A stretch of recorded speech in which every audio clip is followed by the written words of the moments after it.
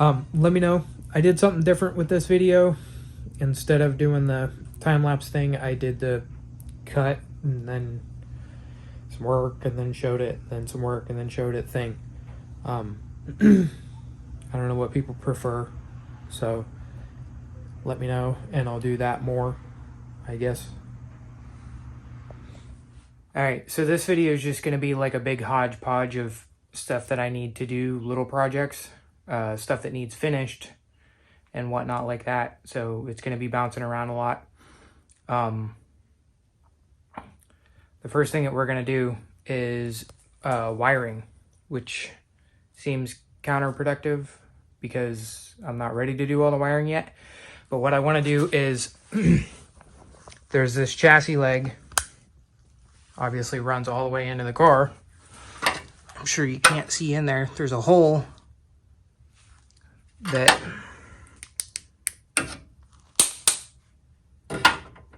if you put a light in it,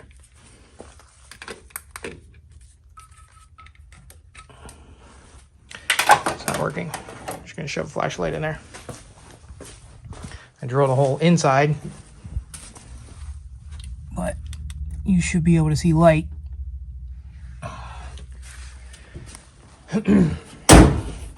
So basically what's happening is this fuse panel is going inside the car along with all the AC or all the relays. I have a whole bag of them. I have the proper connectors. All this stuff is going on the dash where the airbag used to be. But to do so, I have to fish it through that rail. And there's a couple other pieces of metal in there. So what I did, now I know this is technically not right, but it still is copper core wiring. It's not house wiring. I got hard case. So basically I work at a data center and they throw scrap like this away. Some of it's stuff that I fished out of the garbage. Some of it's stuff that I bought at Home Depot. And some of it was just given to me because it was the end of a roll. Basically though, I need to run wires for the boost controller. I need to run wires for the fans. I need to run wires for the fan switches because there's 2 different switches. I need to run wires for the AC. So I'm gonna run all those wires through the chassis leg and into the car. Now, I'm not gonna film doing it because it's literally just fishing a wire through. So I guess we'll cut to it done. I didn't want to leave just the bare wire, so I ran them through a piece of hose. I tried to use this because I have a bunch, but it's not big enough around. So only the important sections are getting it apparently. So now I got to figure out how to fish all that through. Okay, that's done.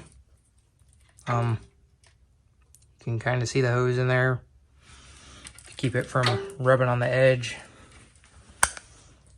I had to drill another hole here so that I could get my finger in there, but you can see the hose in there to keep it from rubbing through the wires.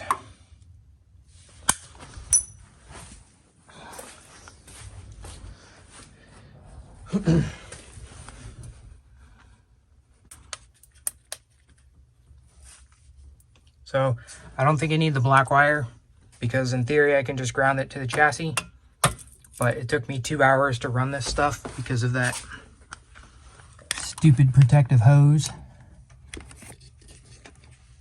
It's all the way up in there. I also put a little bit of rubber there, and then this hole will get covered up with aluminum tape and that'll get folded down on top of it.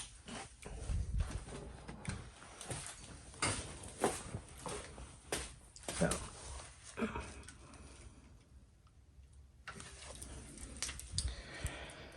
that'll do it for that part. On to the next thing. All right, second thing I had to do was I had to put bolts here and here. There's already a bolt in the bottom, but now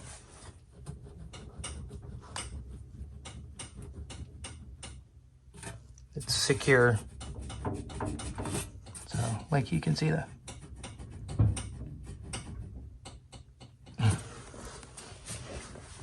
And then there's the single 12 right there.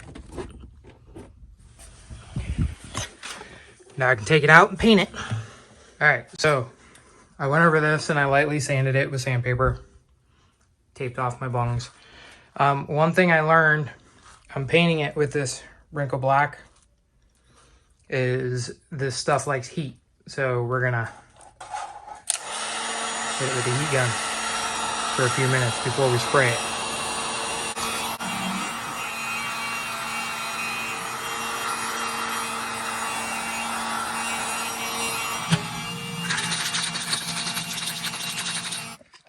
All right, since this is gonna be in the trunk, we're not too worried about it, but what you wanna do with this stuff is you always wanna do a space where you're not gonna see. Like we're just gonna see here to here and a little bit at the top. So I'm gonna start down here in case there's crap in the nozzle. Just do a light.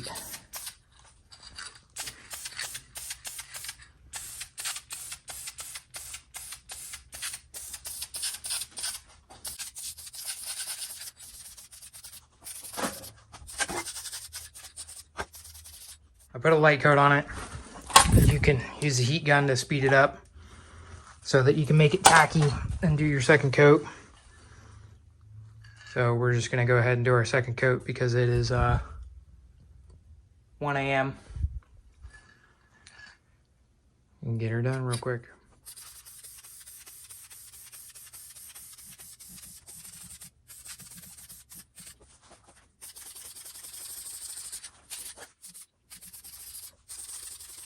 So now that that's done, we're gonna hit it with the heat gun and see if it wrinkles nicely.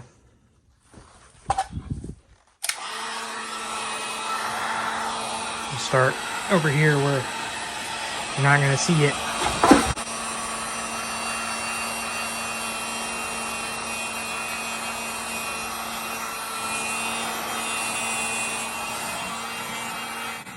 Okay, that's how that looks.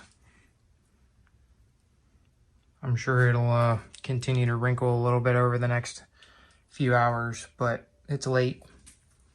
I want to go to bed. So we're going to leave this here. I'll pick up whenever I come back out. All right, that's trunk. I got to make a thing to go on the bottom to hold the carpet up, and I still got to order the line, the hoses. That's what it looks like in there. So, it's the end of that. Move on to something. All right, complete other end. Now we're gonna strip everything out of the engine bay, all 8 things, and then primer it so we can paint it. So we're gonna do a YouTube magic thing. I got ahead of myself. Stripped everything out. Started primering. So the next step is paint. I was gonna paint the car white, but I haven't really decided 100%. So what I'm gonna do is I'm gonna use this charcoal metallic, which is the same color as what I put in here. And I think even if I do decide to paint the car white, that'll be a decent color for the inside the engine bay. I don't really want to do white in the engine bay. Also, I get a haircut, so I don't know if anybody cares about that, but that's why I look weird. Back to the car. Alright, I ran out of that paint, so I went and got this, which came out really nice. I like the color.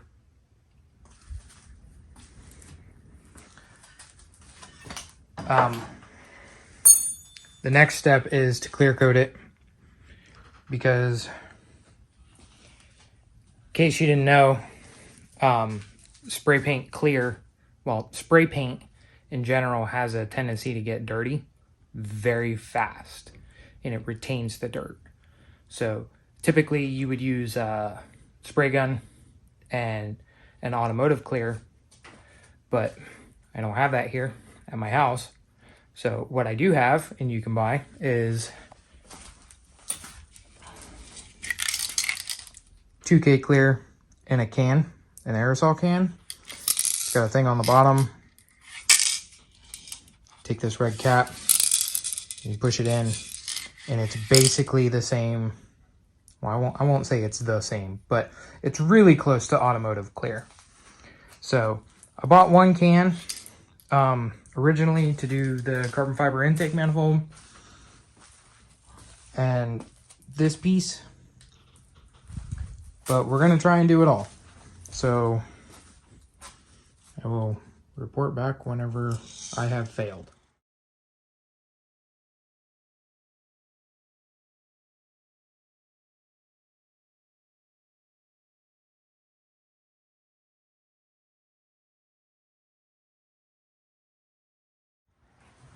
Alright, surprisingly I was able to do it all, just barely.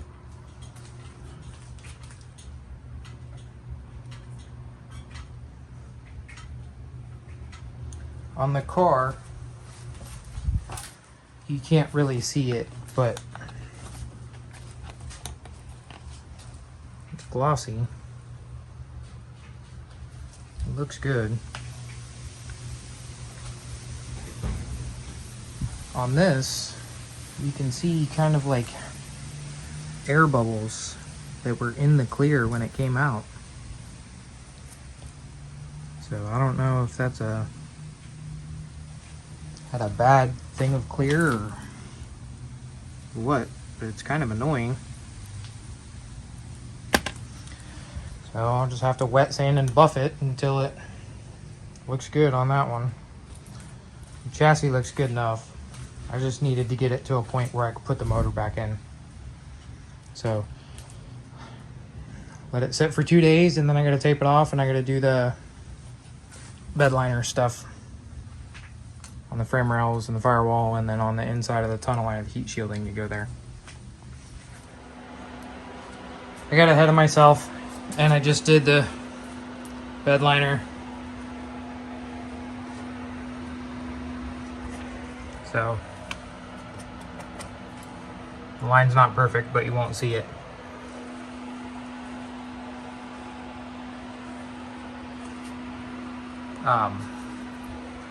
I have heat shielding to go all down through there, but I need to get in there and scrub it so that the inside of the car doesn't get hot from the exhaust. I'm gonna shift out here though.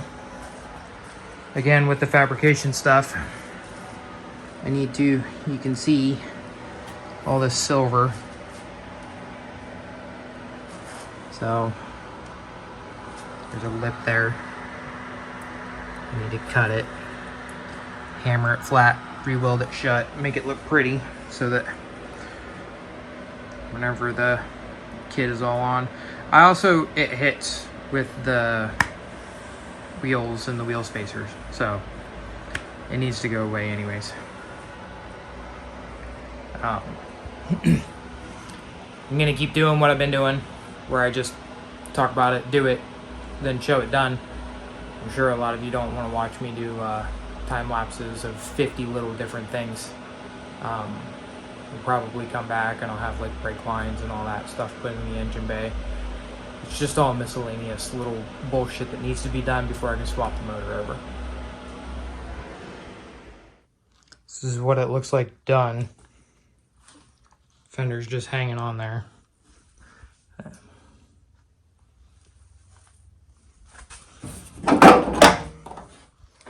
I was gonna cut it and weld it and do it all super fancy, but figured the idea is to hide it. So we're hiding it. I just trimmed it and folded it over. This side is just etcher primered, folded over. This side I got a little carried away. So put it on too thick over there so it looks really bad, but trust me, it'll look okay when it's done. Rubberized, undercoated everything. I'll do the other side, let this dry and do another coat over this. Trust me, it won't look that bad when it's done. On to the other side. So progress in another different spot. I started running my fuel lines. I still have to make this one, but I ran out of AN line. The NA has a bunch of AN line in it, like for the power steering and stuff. So I'm not gonna buy more when I can just take that out and clean it, because I have, it's 2 lengths. It runs the whole car twice. So that'll be after I take that car apart. From here, I guess I'm gonna get into the intake manifold again. Fun fact, I had 2 tabs open. Well, I had like 30 tabs open, but I had 2 tabs open on my computer at work, and I got excited and I clicked buy now on the resin, and long story short, I ordered the wrong stuff. So I ordered what I thought was going to be a high temp, but it wasn't. It's just for cosmetics, and it's only good for like 125 degrees Fahrenheit, and that is not going to work in an engine bay. So that's a $200 wall piece now. So yay, you live, you learn. Don't do what I did. Since I'm in a hurry now, what I'm going to do is I'm just going to make it out of aluminum, and we'll come back to doing the carbon fiber stuff at a later date once I have the whole house situation like figured out and all that stuff. So I'm just going to throw it on time lapse, because I'm not doing like a crazy build montage of it. You guys have already seen me build it once. Okay, I didn't time lapse any of that. I couldn't figure out what I wanted to do, because I made this thing with so many curves and so much intricacy that I didn't know where to start with the aluminum. So I figured I would just start with a good old box. So looks like a battery tray. It's gonna end up as an intake manifold.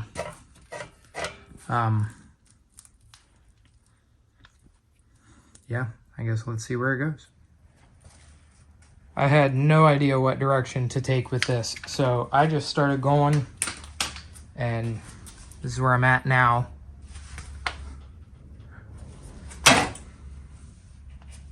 So I'm just gonna keep doing what I'm doing, and I will do another clip once I have like the sides or something on it or whatever. That's what I got. Got a couple holes in it. The top, mostly. Weld that up, and I'll be back. So I got going, and obviously that's on there now. Sides in. I still have to do this one side.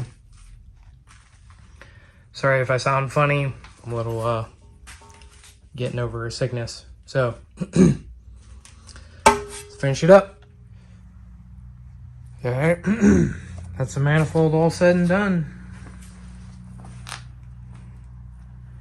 I'm gonna wrinkle black it just because it's what I did with everything else. and then I'll pick up from there and close the video out. Alright. There it is, all said and done. I still gotta cut the intercooler pipe. It's obviously not long enough, or too long. And full disclosure, it's just set on there for the clip. I just wanted to get it on there so that I can close the video out. I will bolt it down and get the intercooler piping. It'll be done in the next video.